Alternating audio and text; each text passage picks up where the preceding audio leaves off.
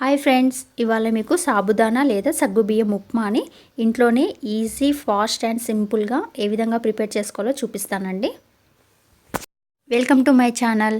మేము పంపే ప్రతి వీడియో మీ మొబైల్లో నోటిఫికేషన్ ద్వారా పొందాలనుకుంటున్నారా?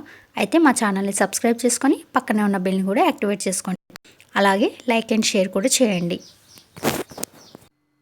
ఇక్కడ నేను 1 కప్ సగ్గుబియ్యం తీసుకుంటున్నానండి.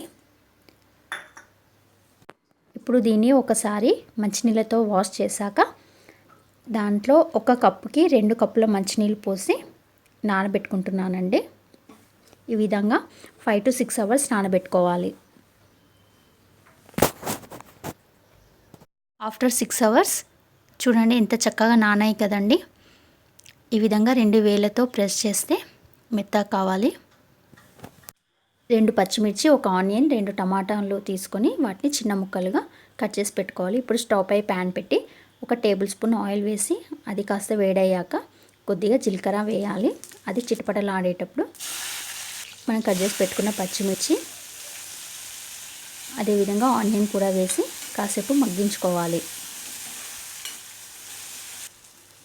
ఇవి కాస్త మగ్గాక మనం కట్ చేసి పెట్టుకున్న మిగతా టమాటా ముక్కలు కూడా వేసి 1 టీ స్పూన్ సాల్ట్ కూడా వేయాలి. సాల్ట్ వేయడం ద్వారా టమాటాలు త్వరగా మగ్గుతాయి.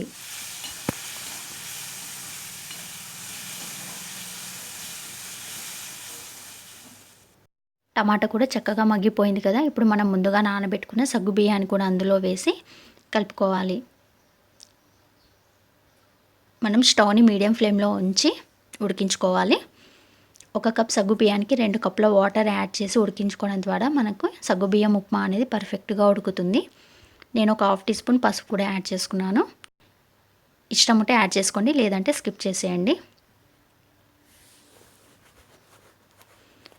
ఈ సగ్గుబియ్యం ఉప్మా అనేది మీకు పొడి పొడిగా రావాలి అంటే నానబెట్టుకున్నాక ఎక్స్ట్రా వాటర్ అనేది ఉంటుంది కదండి, ఆ వాటర్ మొత్తం తీసేసి ఈ విధంగా ఉడికించుకోవడం ద్వారా సగ్గుబియ్యం ఉప్మా అనేది మనకి పొడి పొడిగా వస్తుంది.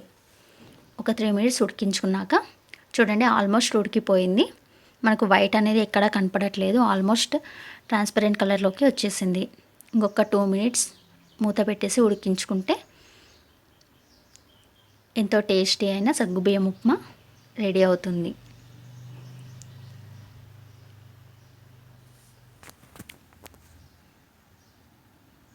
చూడండి ఎంత చక్కగా ఉడికిపోయింది కదా. ఈ విధంగా సింపుల్గా చేసుకున్నా కూడా ఇది ఎంతో టేస్టీగా ఉంటుందండి. డైట్ ఫాలో అయ్యే వాళ్ళకి చాలా హెల్ప్ అవుతుంది, అలాగే ఇన్స్టెంట్ ఎనర్జీ కూడా. సగ్గుబియ్యం ఉప్మాని నేరుగా కానీ, రోటి పచ్చడితో కానీ, లేదా వేరే పికిల్తో కానీ తిన్నా చాలా టేస్టీగా ఉంటుంది.